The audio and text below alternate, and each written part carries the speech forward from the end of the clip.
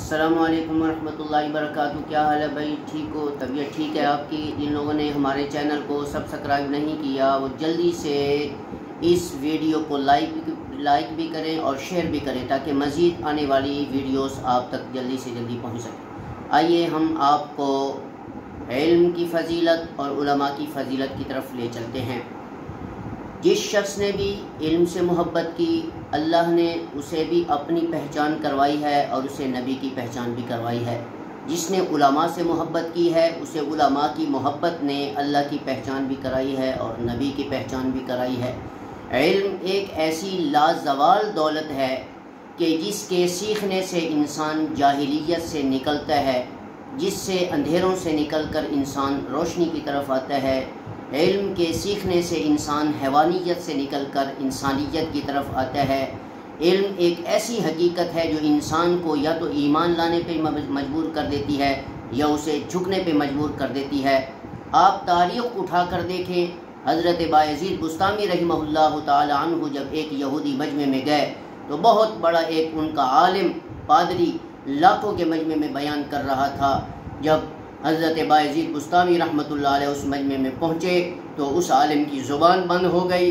اس نے کہا کہ او پادریو، تمہیں پتہ نہیں کہ دخل فینا محمدی، اس مجمع میں ابھی ایک محمدی آیا ہے کہ جس کے علم کے رعب اور دبدبے اور کمال کی وجہ سے اللہ نے میری زبان ہی بند کر دی ہے۔ اللہ نے انہیں ایسا علم عطا فرمایا کہ جس سے انسان کی اللہ رب العزت کی پہچان ہوتی ہے اور اللہ تبارک و تعالیٰ کو وہ پہچانتا ہے کہ وہ اللہ ہے، نبی کو پہچانتا ہے کہ یہ نبی ہیں، کتنے رسول آئے، کتنے پیغمبر آئے، یہ سب علم کے کمالات ہی کی وجہ سے ہوتے ہیں، یہ سب پہچان ہوتی ہے۔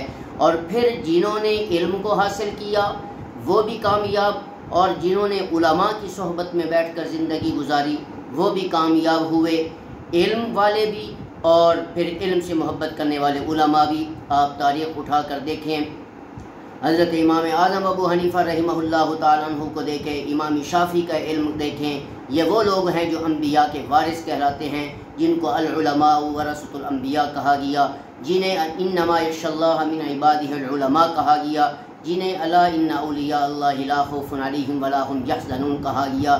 یہ وہ علماء ہیں جنہوں نے علم کو اس انداز کے ساتھ اپنے سینوں میں پیوست کیا، اللہ نے انہیں اتنا مقام عطا فرمایا کہ اگر کسی علاقے میں اللہ کا عذاب نازل ہو رہا ہو اور یہ اللہ کے نیک بندے اگر اپنا قدم رکھیں تو اللہ اس برکت سے عذاب ہی ہمیشہ سے ہٹا لیتے ہیں۔ امید ہے کہ آپ لوگوں کو ہماری یہ ویڈیو بہت ہی اچھی لگی ہوگی، پسند آئی ہوگی۔ السلام علیکم ورحمۃ اللہ وبرکاتہ۔